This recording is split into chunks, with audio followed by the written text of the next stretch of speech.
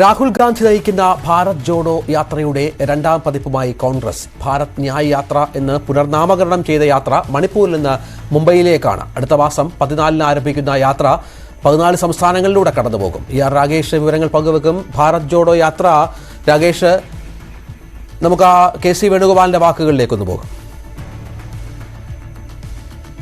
Rahul Gandhi ji should start a yatra from east to west. Now Rahul Gandhi also agreed to fulfill the wishes of the CWC. So All India Congress Committee has decided to hold a Bharat Nyaya Yatra from January 14 to March 20th from Manipur to Mumbai.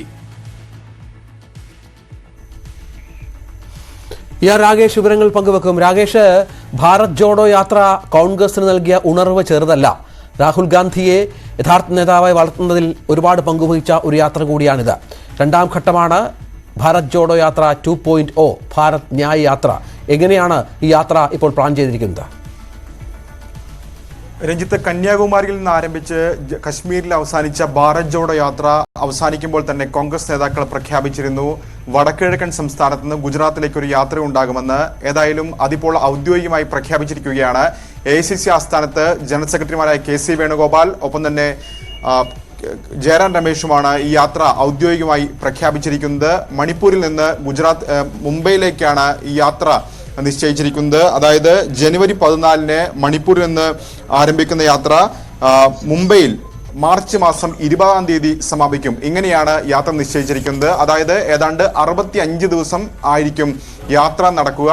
മാത്രമല്ല, ഭാരത് ജോഡോ യാത്രയിൽ നിന്ന് വ്യത്യസ്തമായി ഭാരത് ന്യായ് യാത്ര എന്ന പേരിലാണ് ഈ യാത്ര സംഘടിപ്പിക്കുന്നത്.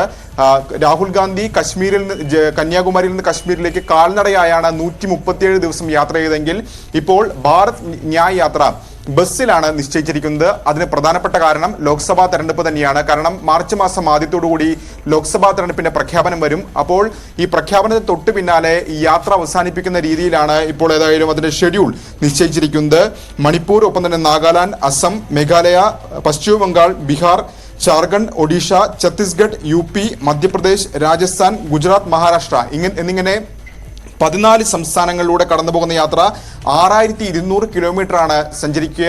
ആദ്യത്തെ യാത്ര ഏതാണ്ട് 3500 കിലോമീറ്റർ ആയിരുന്നെങ്കിൽ ഈ ബസ്സിലുള്ള ഈ രണ്ടാമത്തെ യാത്ര 6200 കിലോമീറ്ററാണ് കടന്നു പോവുക. ഇതിൽ ഏറ്റവും പ്രധാനപ്പെട്ട കാര്യം ഹിന്ദി ഹൃദയഭൂമിയിലൂടെ ഈ യാത്ര കടന്നു പോകുന്ന എന്നാണ് ഏറ്റവും പ്രധാനപ്പെട്ട കാര്യം. കാരണം ബീഹാർ, ഒപ്പം തന്നെ ഉത്തർപ്രദേശ്, മധ്യപ്രദേശ് തുടങ്ങിയ സംസ്ഥാനങ്ങളിലൂടെയാണ് ഈ യാത്ര കടന്നു പോകുന്നത്. കഴിഞ്ഞ ലോക്സഭാ തെരഞ്ഞെടുപ്പിൽ കോൺഗ്രസിന് ഏറ്റവും വലിയ തിരിച്ചടിയേറ്റ സംസ്ഥാനങ്ങളിലൊന്നാണ് UPയും മധ്യപ്രദേശും ഒപ്പം തന്നെ ബീഹാറും. ഈ 3 സംസ്ഥാനങ്ങളിലും ഓരോ സീറ്റുകൾ മാത്രമാണെന്ന് കോൺഗ്രസിന് വിജയിക്കാൻ സാധിക്കുകയും ചെയ്തിരുന്നത്. അപ്പോൾ ഈ യാത്രയിലൂടെ ബൂത്ത് തലം മുതൽ സംഘടനയെ ചലിപ്പിക്കുക, ഒപ്പം തന്നെ രാഹുൽ ഗാന്ധിയുടെ ഇമേജ് കൂടുതൽ വർദ്ധിപ്പിക്കുക എന്ന ലക്ഷ്യം കൂടി ഈ യാത്രയിലൂടെ ഉണ്ട്. രഞ്ജിത്ത് നേരത്തെ സൂചിപ്പിച്ച പോലെ തന്നെ രാഹുൽ ഗാന്ധിയുടെ ഇമേജ് മാറ്റിയെടുക്കുന്നതിൽ ഭാരത് ജോഡോ യാത്രയ്ക്ക് നൽകിയ സംഭാവന വളരെ വലുതായിരുന്നു. അപ്പോൾ സ്വാഭാവികമായും ലോക്സഭാ തെരഞ്ഞെടുപ്പിന് തൊട്ട് മുമ്പ് ഈ യാത്ര നടത്തുന്നതിലൂടെ ഈ സംസ്ഥാനങ്ങളിലെ സംഘടനയെ കൂടുതൽ ശക്തിപ്പെടുത്തുക, ഒപ്പം തന്നെ രാഹുൽ ഗാന്ധി എന്ന ബ്രാൻഡ് അത് കൂടുതൽ അതിന്റെ ഇമേജ് കൂടുതൽ ശക്തമാക്കുക എന്ന ലക്ഷ്യം തന്നെയാണ് കോൺഗ്രസ് ഇതിലൂടെ ഏതായാലും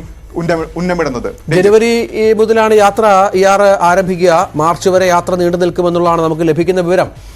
ഈ തെരഞ്ഞെടുപ്പിൻ്റെയൊക്കെ ഒരുപക്ഷെ തെരഞ്ഞെടുപ്പൊക്കെ ഏപ്രിൽ മാസത്തിലാണ് പ്രതീക്ഷിക്കുന്നത്. അങ്ങനെയാണ് ഏതാണ്ട് ഒരു കണക്ക് കൂട്ടൽ. അതൊരു പക്ഷേ അങ്ങോട്ടോ ഇങ്ങോട്ടോ മാറാനുള്ള സാഹചര്യമുണ്ട്. കാരണം അയോധ്യ ഉദ്ഘാടനമോ കഴിഞ്ഞായിരിക്കും തെരഞ്ഞെടുപ്പ്.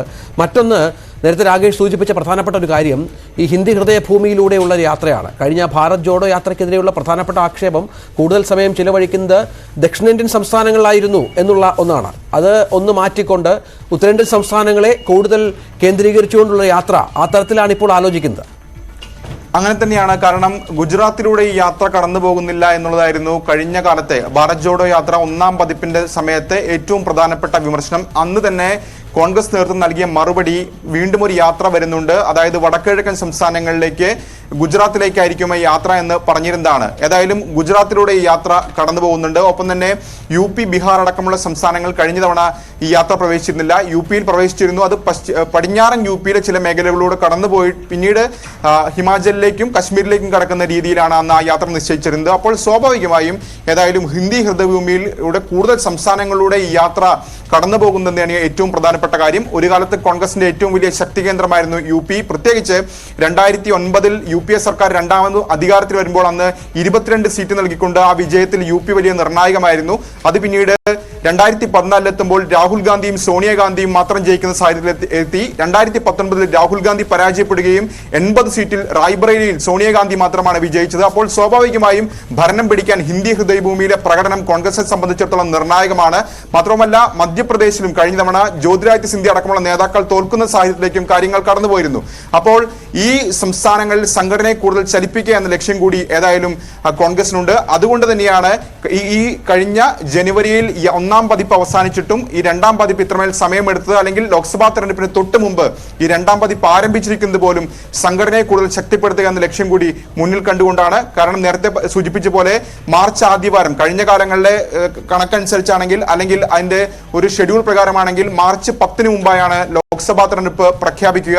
അപ്പോൾ പ്രഖ്യാപനത്തെ തൊട്ട് പിന്നാലെ ഒന്നാം ഘട്ട തെരഞ്ഞെടുപ്പിന് മുമ്പായി ഈ യാത്ര അവസാനിക്കുന്ന രീതിയിൽ അതാണ് ഈ ഭാരത് യാത്രയുടെ ഷെഡ്യൂൾ. അങ്ങനെയാണ് ഇപ്പോൾ AICC നേതൃത്വം നിശ്ചയിച്ചിരിക്കുന്നത്. രഞ്ജിത്ത്, വീണ്ടും ഒരു ഭാരത് ജോഡോ യാത്രയുമായി കോൺഗ്രസ് രംഗത്ത് വരുന്നു. രാഹുൽ ഗാന്ധിയാണ് ഇത്തവണയും ഭാരത് ന്യായ് യാത്ര എന്ന ഭാരത് ജോഡോ യാത്രയുടെ 2.0 നയിക്കുക എന്നുള്ളത് പ്രധാനപ്പെട്ടതാണ്. ഹിന്ദി ഹൃദയഭൂമിയിലൂടെയാകും ഈ യാത്രയുടെ കൂടുതൽ സമയ സഞ്ചാരം എന്നുള്ളത് ഈ യാത്രയുടെ പ്രത്യേകത വർദ്ധിപ്പിക്കുന്നുണ്ട്. ആദ്യ യാത്ര നേരത്തെ ദക്ഷിണേന്ത്യൻ സംസ്ഥാനങ്ങളിൽ കൂടുതൽ കോൺസെൻട്രേറ്റ് ചെയ്തു എന്നുള്ള വിമർശനത്തിന് മറുപടിയാണ് കോൺഗ്രസ് ഇത്തവണ ഭാരത് ന്യായ് യാത്രയുമായി രംഗത്ത് വരുന്നത്.